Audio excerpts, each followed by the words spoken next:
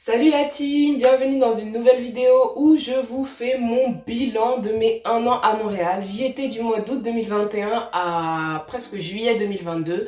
J'y ai donc presque passé 1 an. J'y suis allée toute seule dans le cadre de mes études, donc il a fallu que je me fasse des amis, que je trouve un logement, peut-être un travail, que je survive au froid, etc. etc. J'ai fait plein de trucs différents et je pense que c'est le moment de vous donner un bilan de ce que j'en ai pensé. Est-ce que j'ai aimé Montréal? Est-ce que j'ai pas aimé à Montréal? Bref, tout, là, la globalité, tout droit vers toi.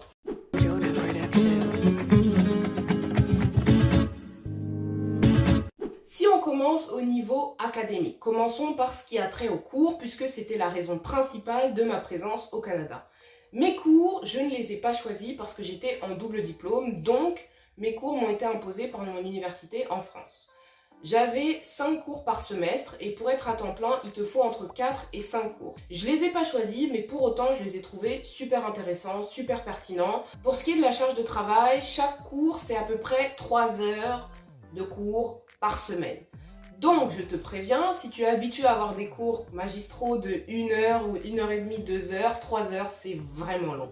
Mais honnêtement, on s'y habitue parce qu'il n'y a pas tant de différents cours que ça, t'en as que 4 ou 5 par semaine, tu t'y retrouves. 3 heures, et à ça tu peux ajouter dans les matières où il y a besoin d'application d'exercices. Des fois tu vas avoir 1 heure et demie en plus pour faire des exercices. Donc on peut être sur du 4 heures et demie pour un cours. Si tu fais le calcul, ça fait 3 fois 5, 15. Tu es à peu près à 15 heures par semaine. C'est pas énorme, ça te laisse le temps à côté de travailler, de voyager, etc. Mais attention, tu as quand même pas mal de travail à la maison en dehors de ces cours magistraux. En réalité, tu as beaucoup d'exposés, donc pour tous les cours où il y a un peu de blabla, etc., tu auras des exposés. Pour les cours un peu littéraires, tu auras des lectures à chaque semaine. Pour les cours où il y a des applications mathématiques, ou etc., tu auras des exercices à faire, des DM également. Donc on va dire qu'à la maison, tu as une charge de travail qui est assez importante. Et étant donné que ton cours magistral il dure 3 heures, ou en tout cas ton cours il dure 3 heures, et pendant 3 heures, il y a énormément d'informations, c'est très dense. Donc, on va pas se mentir qu'à la maison, quand tu dois reprendre ton cours parce qu'il y a quelque chose que tu n'as pas compris ou quoi que ce soit, ou tu veux renoter, ou tu veux faire des fiches, ça prend beaucoup plus de temps parce que 3 heures, c'est assez long. J'ai eu des professeurs, j'invente un nouveau mot, incroyables. J'ai envie de les appeler des professeurs incroyables. Bien sûr, il y a des professeurs un peu mieux, d'autres, voilà, etc., etc. Mais dans l'ensemble, je retiens juste les personnes incroyables que j'ai rencontrées. J'ai eu besoin parfois de poser des questions parce que je ne comprenais pas. Les professeurs étaient super disponibles. J'ai eu des opportunités professionnelles grâce à certains professeurs. Ils ont toujours été super bienveillants. Je trouve que même dans leur notation, à partir du moment où tu as fait le travail, avec un minimum de sérieux, ça passe. On fait les corrections. Enfin bref, de manière générale, j'ai trouvé mes professeurs incroyables. Voilà. Et quelque chose qui est assez bizarre, en tout cas moi je sais que j'avais pas du tout ça en France, c'est qu'en début de semestre, on est obligé de signer, en tout cas à l'UQAM, une entente d'évaluation avec le professeur. C'est-à-dire qu'on doit se mettre d'accord sur les modalités d'évaluation. Donc si par exemple le professeur dit « Ok, l'examen de mi-session il comptera pour 45% et l'autre pour 55% et que vous n'êtes pas d'accord, et c'est le moment de négocier. Pareil, si vous avez un DM que vous devez rendre à une date et pas à une autre, vous préférez autre chose, c'est le moment de négocier, etc. etc. Et ça c'est quelque chose que je n'avais pas du tout connu dans mon système universitaire français et que j'ai particulièrement apprécié parce que ça nous donne la parole, pas pour qu'on soit un peu, qu'on fasse tout à notre avantage, mais pour qu'on se mette d'accord. En fait, on fait partie du processus d'apprentissage et je trouve qu'à ce titre, c'est assez respectueux et assez bienveillant de nous demander notre avis sur les modalités d'évaluation. Et je pense que ça peut aussi permettre de cibler les inquiétudes des élèves, de cibler aussi la manière de fonctionner du professeur. Donc on sait dès le début en fait quels seront les DM qu'on aura à rendre, quels seront les exposés, etc. etc. Et je trouve que pour s'organiser en tant qu'étudiant, si on a un job à côté ou quoi que ce soit, c'est super pratique et honnêtement, je suis très contente d'avoir pu expérimenter ces ententes d'évaluation. Et je rajoute également qu'en plus de l'entente d'évaluation, en fin de semestre, tu dois également noter tes professeurs. Alors attention, c'est pas fait pour leur jeter tout à la figure, mais en tout cas dans mon université, en fin de semestre, on devait répondre à un questionnaire. Par exemple, est-ce que le cours est bien organisé? Est-ce que le professeur est pédagogue? Etc. etc. Et en gros, tu répondais, est-ce que tu es très d'accord avec l'affirmation? Pas trop d'accord, pas d'accord du tout, etc. Et à la fin, tu pouvais mettre un commentaire. Pour ce qui est des examens, il y a là-bas ce qu'on appelle les intras et les finaux. Les intras, c'est les examens que tu vas avoir à la mi-session et les finaux, ce sont tes partiels, c'est-à-dire les examens de fin de session. Moi, en tout cas, c'était beaucoup plus facile à réviser que les partiels en France parce qu'en gros, moi, quand je devais réviser mes partiels en France, je devais réviser tout depuis le début du semestre. Donc, par exemple, le semestre de septembre à décembre, janvier, et bah, au partiel de janvier, je devais réviser tout depuis septembre. Et c'est assez conséquent.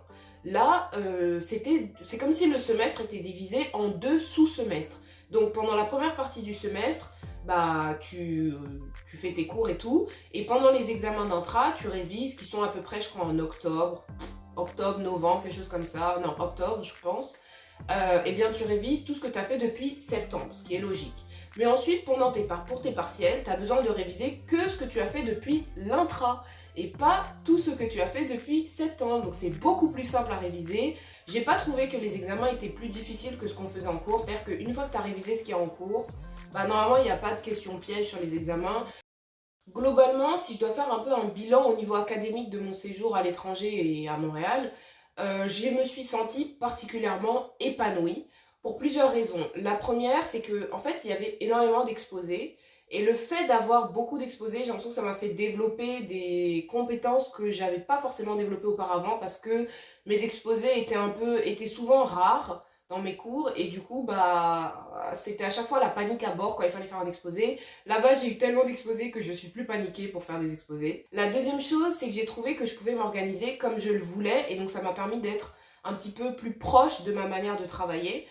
Notamment parce qu'il n'y a pas beaucoup d'heures de cours. Et donc, à côté, si tu es quelqu'un d'organisé, honnêtement, tu peux vraiment organiser ton emploi du temps comme tu le souhaites. La troisième chose, c'est que j'ai eu également beaucoup d'exercices qui nécessitaient de mener un projet, en fait, de A à Z. Et donc, ça m'a permis encore une fois de développer des compétences que je n'avais pas, de développer également des points d'intérêt qui n'étaient pas du tout développés auparavant, et en fait de me spécialiser dans des domaines qui m'intéressent et d'en apprendre énormément sur ce domaine-là. Je ne sais pas si c'est clair. Et au-delà d'être épanouie dans mes études, j'ai également rencontré des professeurs, je répète, incroyables. C'était vraiment, je trouve que c'était une discussion en fait constamment avec les professeurs et pas vraiment une relation de le professeur il est très en haut et puis l'élève il est très bas dans la hiérarchie. Là c'était vraiment, ok il est un peu plus haut, etc. parce qu'il a plus de connaissances, mais on peut discuter et on peut quelque part apprendre l'un de l'autre. Je sais pas si c'est clair. Au niveau professionnel, je l'ai déjà dit sur ma vidéo dans les jobs étudiants, si ça t'intéresse, je t'invite à aller la regarder. Ce que je voulais dire, c'est tout simplement qu'au niveau professionnel, ça n'est pas difficile de trouver un job étudiant. Ils recrutent absolument partout. Si vraiment tu veux trouver un job étudiant à Montréal, tu vas trouver un job étudiant à Montréal. Et tous mes conseils sont, comme je l'ai dit, dans la vidéo. Je trouve également qu'il y a des opportunités professionnelles qui étaient plus présentes au Canada qu'en France. Je m'explique. J'ai dit dans ma vidéo sur les jobs étudiants que j'avais été assistante de recherche. Et ça, c'est un job que j'aurais eu du mal à trouver, en tout cas dans mon université en France.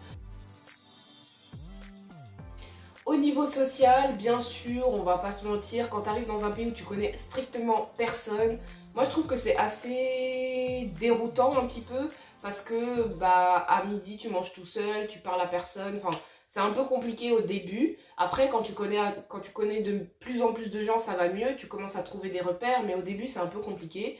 Ce que je peux te conseiller, même si je sais que c'est assez difficile, c'est d'aller parler aux gens dès les premiers jours, même les gens qui sont pas dans tes cours, avec qui tu visites juste le campus ou des choses comme ça. On sait jamais, c'est des personnes qui, comme toi, sont peut-être un peu perdues, etc. Et l'air de rien, je trouve que la plupart des étudiants ne viennent pas forcément te parler. Du coup, si vraiment tu veux te faire des amis et trouver tes repères le plus rapidement possible, le meilleur conseil que je puisse te donner, c'est que dès que tu sens que tu as envie de parler, en fait ne te retiens pas, tout simplement. Dès que tu sens que la personne elle a l'air sympa et que peut-être vous allez vous entendre, joue pas avec le feu, juste va lui parler. Si ça finit bien, ça finit bien. Si ça finit mal, ça finira juste neutre, c'est-à-dire chacun continue sa vie, t'as rien perdu.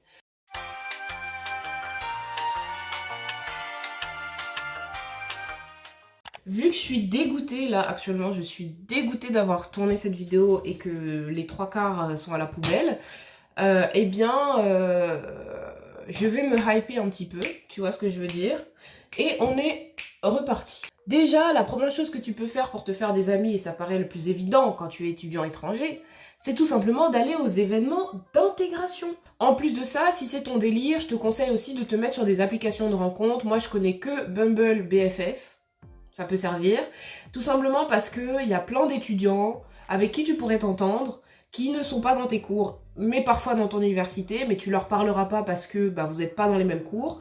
Et sinon, il y a plein d'étudiants dans d'autres universités de Montréal, parce qu'il y a plein d'universités à Montréal, avec qui tu pourrais t'entendre, mais tu peux pas les rencontrer parce que vous vous côtoyez pas. Donc, si c'est ton délire et si tu as l'habitude de te faire des amis en ligne, ou si tu es plus à l'aise de te faire des amis en ligne, les applications de rencontre, je pense que c'est une super bonne idée pour essayer de rencontrer des gens avec qui tu peux t'entendre à Montréal. En ce qui concerne l'hiver, je pense que c'est la peur qu'on a tous, à part moi. Non, je rigole. Parce que, en fait, avant de venir, moi, je faisais la maline en me disant, ouais, mais moi, je suis pas trop frileuse, je vais pas avoir froid, nanana. Parce que, contexte, quand je suis en France en hiver, j'ai pas de manteau. C'est-à-dire que j'ai une veste, un sweat, une écharpe, et c'est ça mon équipement d'hiver. Donc, je me disais, oh, tout le monde en parle, mais en réalité, voilà. La réalité, c'est qu'il fait quand même froid. Genre, moins 20 degrés, tu les sens, tu vois, c'est pas 15 degrés. Pour les gens qui sont pas très frileux comme moi, honnêtement, on arrête nos conneries, tu vois. Et pour les gens qui sont très frileux, honnêtement, moi, je pense qu'il n'y a aucune raison de s'inquiéter. Tout simplement parce que tout est fait pour que ça aille. La première chose qui est faite pour que ça aille, c'est qu'il y a énormément de souterrains. Donc, tu prends le métro. Moi, j'avais même pas besoin de sortir pour aller à l'université. Genre, le métro, il donnait directement dans l'université. J'avais pas besoin de sortir dehors et tout.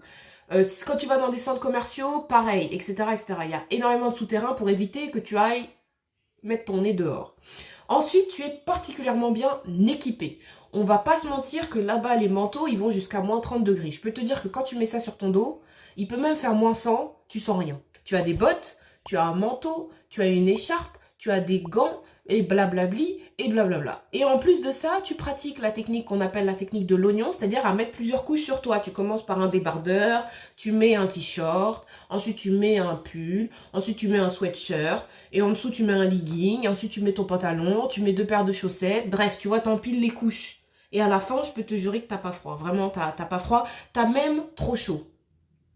Moi, en fait, ce qui m'a plus surpris par rapport à l'hiver canadien, c'est pas tant les degrés, c'est-à-dire à quel point il fait froid, mais plutôt la longueur de l'hiver. Je ne m'attendais pas à ce qu'il soit si long. En fait, pour moi, il a duré à peu près de fin novembre ou mi-novembre à fin avril.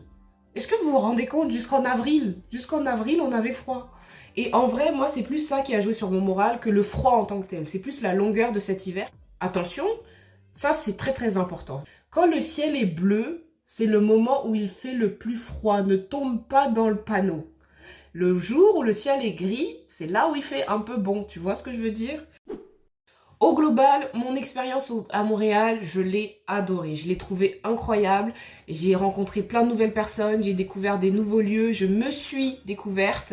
J'ai fait des nouvelles expériences. Enfin, de manière générale, j'ai adoré mon expérience. Je suis tombée dans une université où ça s'est super bien passé. J'ai pu voyager de là, etc., etc. Donc, moi, je pense, en tout cas, de mon point de vue, si là, tu regardes cette vidéo et que tu hésites, alors déjà, n'hésite plus, ça sert à rien d'hésiter. Prends tes affaires, prépare ton bagage tout de suite, on y va. Et ensuite, si tu dois aller à Montréal, là, genre là, tu y es par exemple, ou là, tu y vas dans quelques jours, honnêtement, le meilleur conseil que je puisse te donner, c'est de profiter un maximum, de t'amuser, et que ce soit des moments en vrai qui soient mémorables dans ta vie, parce que la réalité, c'est que tu vas partir tout seul, probablement que tu connaîtras personne, tu vas devoir tout commencer de zéro, trouver un logement, apprendre à te nourrir, parce qu'on va pas se mentir, la nourriture en France et au Canada, c'est pas exactement la même chose. C'est similaire, mais c'est pas exactement la même chose. Tu vas découvrir de nouveaux lieux, des nouveaux cours, des nouveaux professeurs, un nouveau campus. Enfin, tout va être nouveau et tu vas être seul face à tout ça. Et j'ai l'impression que c'est vraiment une expérience enrichissante de ouf sur le plan personnel parce que tu en apprends énormément sur toi, tu t'autonomises, tu apprends à avoir un peu moins peur, à tenter davantage, prendre des risques, des choses qui t'auraient fait peur auparavant, peut-être que maintenant ça te fera un peu moins peur et tout. Et au-delà de ça, c'est tellement court comme période, un an en réalité sur toute une vie c'est pas long, tu vois ce que je veux dire, même un semestre c'est rien, ça passe, je te jure ça passe comme ça, donc autant en profiter un maximum, ne pas être gêné de poser des questions à quelqu'un ou blablabla, la personne probablement dans 4 mois, chacun aura fait sa vie tu vois, donc honnêtement profites-en, amuse-toi, découvre des nouvelles personnes et des nouveaux lieux et essaye au maximum en fait de t'épanouir dans cet échange ou dans tes études à l'étranger parce que je pense que sur le long terme, en tout cas pour mon cas, sur le long terme, je retiens que les bons moments, les mauvais moments ou les moments de stress, je m'en souviens même plus. Donc honnêtement, profite à fond, amuse-toi à fond et c'est ça le mot d'ordre. Voilà.